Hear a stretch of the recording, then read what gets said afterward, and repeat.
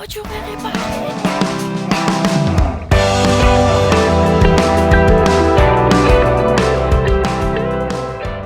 Bon bah petit story time, on est le 19 septembre. Le soir j'ai eu un accident de voiture. Plus de peur que de mal, c'est-à-dire c'est plus matériel. Donc moi j'ai rien à part avoir eu vraiment peur parce que j'ai pas compris ce qui s'est passé. Mal au crâne. En gros j'ai ma roue qui s'est déjantée ou voilà. Et j'ai percuté une barrière.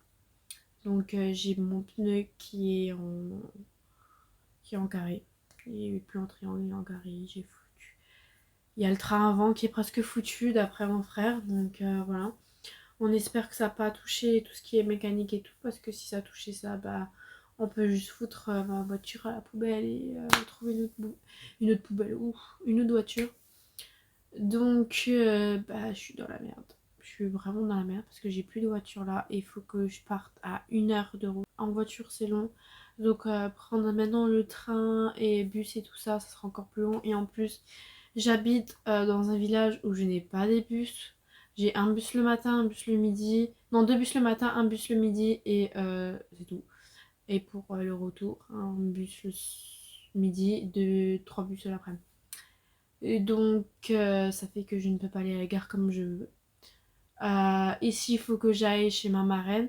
Ça veut dire que je dois me lever au moins à 3 h du mat parce que j'ai plus de 2h30 de transport en commun. Donc ça sera catégoriquement impossible de faire ça parce que c'est trop.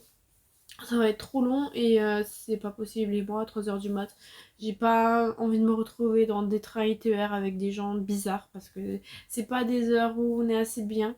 Donc je sais pas, faut que je cherche une solution. Bon, là j'ai trouvé quelque chose de faire une location de voiture par un site. J'ai trouvé que ça. Je serai entre 300 et 500 € pour les 2 semaines. Donc faut que je regarde si c'est bon ou pas. Et je sais plus ce que je voulais dire. J'ai encore regardé une fois sur le Bon Coin s'ils proposent des locations de voitures. Parce que là, faut que demain j'ai une voiture, faut qu'il y ait quelque chose. Parce que là, j'en peux plus. Je suis dépitée, faut que je trouve une solution. J'ai besoin de ma voiture, c'est pas possible de faire ça. Faut que mes parents, demain, ils me disent ce qu'ils en pensent. Bon, on se retrouve ce matin de mardi 20 septembre. J'ai vraiment mal dormi. Est-ce que ça se voit un peu? Je sais pas. Là, je vais déjeuner parce que elle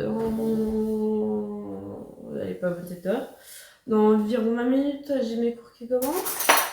Je dois aller chez mon garagiste qui est juste à 2 pâtés de maison de chez moi pour demander ce qu'il en pense, voir s'il y a peut-être une solution, une voiture à me prêter. J'ai eu ce matin au téléphone mes parents. D'un coup, on a une illumination. Ma mamie, elle a encore la voiture de mon grand-père. Donc, il faut voir si elle dit oui. Parce qu'en fait, elle n'a jamais dit oui que mon père la roule.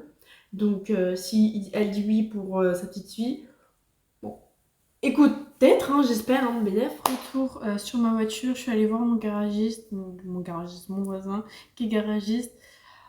Ouh, il y a pas mal quand même à faire. Donc ça va me coûter, je pense, un bonbon.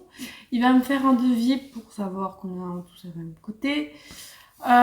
J'ai trouvé une solution pour avoir une voiture. Alléluia. Je prends une voiture que quelqu'un m'a prêtée. Par contre, mon frère, il vient m'aider juste à la rouler parce que, du moins, à me dire tout ce qu'il faut, comment faire, parce que c'est une automatique. Même si en soit, je connais, vu que j'y ai passé à l'auto-école, on nous a un peu appris. J'ai assuré donc cette voiture à mon assureur. Donc je peux la rouler dès ce soir, dès demain. Mais de toute façon, ce sera juste une voiture pour aller en cours, pour aller à mon boulot. Et bon, je vous prends avant que j'aille dormir. Mon frère, il m'a fait un tour de voiture pour voir comment je m'adapte avec la voiture automatique. Ça passe. Après, mes parents, ils ont dit, ils m'ont rappelé par la suite quand il est parti. Alors, j'ai l'impression que j'ai repassé mon quatrième fois mon permis, quoi. C'était stressant. Surtout, j'ai jamais roulé d'automatique, donc voilà. En fait, le truc qui est un peu bizarre avec l'automatique, c'est que t'as le réflexe de vouloir embrayer, mais que t'as pas d'embrayage, et que tu dois faire gaffe, et c'est une conduite différente. De toute façon, j'ai eu que 5 minutes en main la voiture. Donc, vu que demain j'ai 1h10 aller, donc aller-retour, je suis à 2h40, donc j'aurais roulé pendant 2h40 avec la bagnole. Donc, je pourrais vous dire comment je l'ai senti, comment ça s'est passé. Aussi, mon frère il a dit que en fait, c'est possible qu'on rende compte que tout est mort, que voilà, si on n'arrive même pas à la déplacer, ça sert à rien. Moi qui vois comment en fait mes parents vont me dépenser de l'argent et surtout mon frère avoir des leçons de morale en fait. Les parents ne devraient même pas te payer tes conneries comme ça t'apprends machin bidule chouette. Mais en fait j'ai même pas compris ce qui s'est passé. Je suis quelqu'un qui fait quand même très attention sur la route. Même mon copain quand on roule, genre il déteste que je roule. Lui il est un peu speed dans la conduite. Bon, petit retour pour la voiture. D'après mon père et le garagiste, elle est réparable, ils ont pu la débouger, tout ça. Normalement, grand max, samedi, j'ai de nouveau ma voiture, enfin.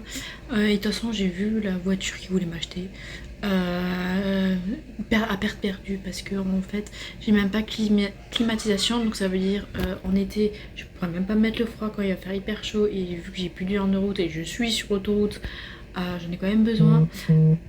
Je peux même pas brancher mon téléphone pour mettre la musique ni rien, donc il y aura juste la radio et juste un régulateur.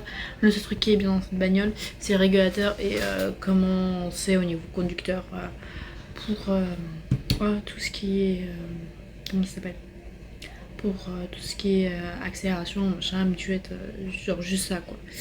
Donc voilà, et je vous tiendrai au courant plus en profondeur comment ça avance. Bon, on se retrouve, on est dimanche, je sais pas combien. Hier, mes parents sont rentrés de vacances. On a eu une discussion.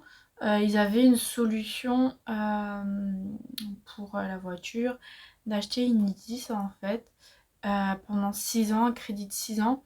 Ça nous reviendrait à 225 € par mois. Moi, je leur payerais moins cher, bien sûr, le temps que je puisse pouvoir me permettre de payer ça. Donc quand j'aurai mon CDI, je payerai entre 80 et 100 € par mois. Et si je veux plus la 206 et si elle est vraiment plus réparable. Soit dit en passant, hier soir on s'est engueulé avec mes parents parce que ma tata et tout on regardait pour tout ce que je pourrais avoir pour avoir un apport un peu plus important d'argent, d'entrée d'argent. Et ça a parlé, c'est parti en cacahuète clairement parce que mon père a dit c'est bon, pour ta 226 tu payes tout, pour ta nouvelle voiture qu'on voulait t'acheter c'est bon, t'achètes pas, tu te débrouilles et tout. Je donne ah ouais ok. Et ce matin j'ai parlé de nouveau avec ma mère donc voilà. Après comme dit c'est une voiture sur 6 ans mais j'aurai tout qui est pris, s'il y a un problème bah, tout sera pris en charge. J'aurai juste les pneus à acheter, donc les pneus d'hiver et tout. Ou d'été s'ils sont plus bons. J'aurai juste ça pendant 6 ans et j'aurai tout qui sera fait, contrôle technique, révision de la voiture, tout. Donc c'est vraiment à voir, mais bon par contre ça sera de l'essence. Donc j'ai le double que d'essence, genre le double de prix d'essence que je vais faire à l'heure actuelle. Oh les gars, j'ai une annonce à vous faire. Ma voiture est réparée. Ma petite 206.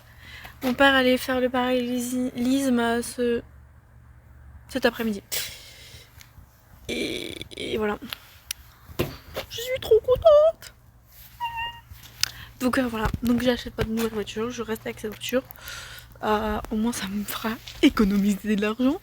Entre 180 € par mois et 330. Hein. Voilà quoi. Parce que j'ai tout fait mes calculs avec pour l'appartement, machin, bidule chouette. Mais c'est la merde, mais d'une manière mais phénoménale. Genre plus de 330 boules qui partent par mois pour un appartement, c'est pas possible. Surtout que je gagne que 700 balles quoi. Impossible. Bon les gars, je vous reprends, on est mercredi 5 octobre.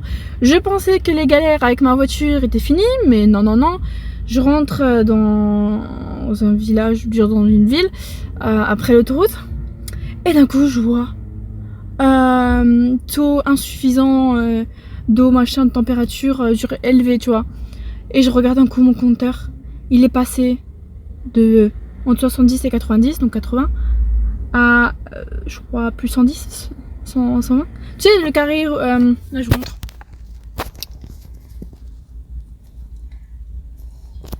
Il était là.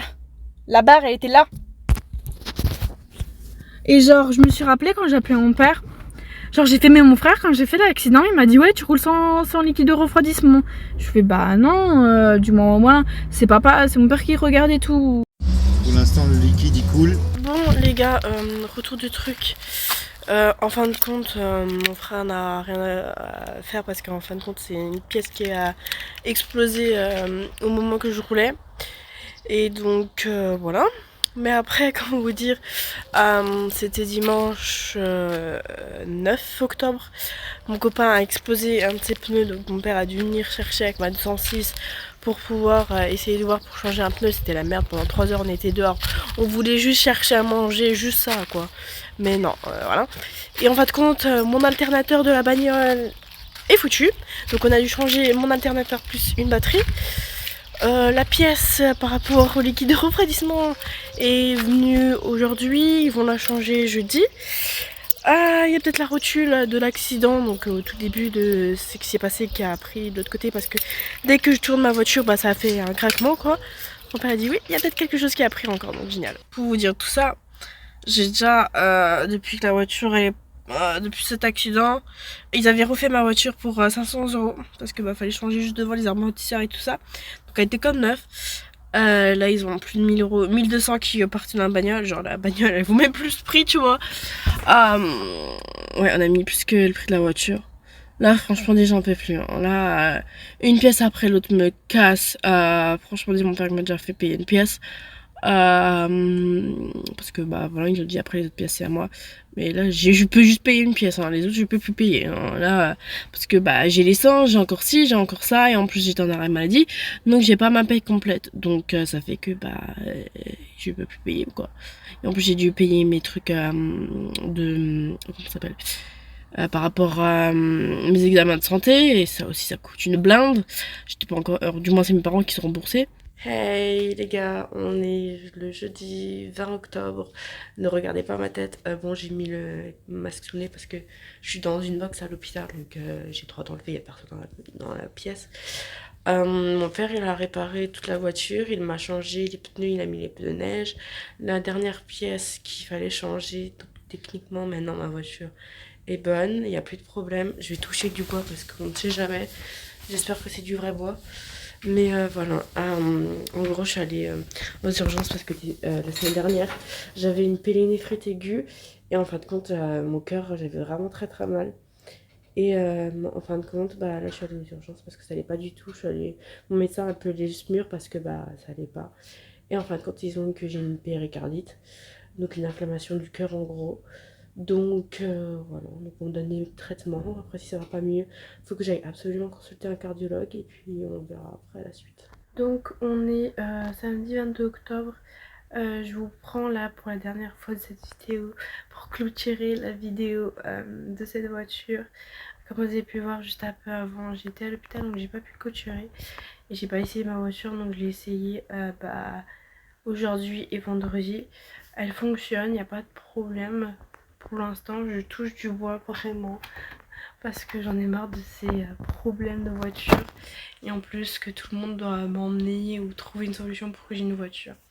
Donc voilà, n'hésitez pas à liker, à vous abonner et à commenter, ça me fait toujours plaisir. Et surtout, si vous avez d'autres envies de vidéos, je suis ouverte à tout type. En attendant, portez-vous bien et je vous fais de gros bisous.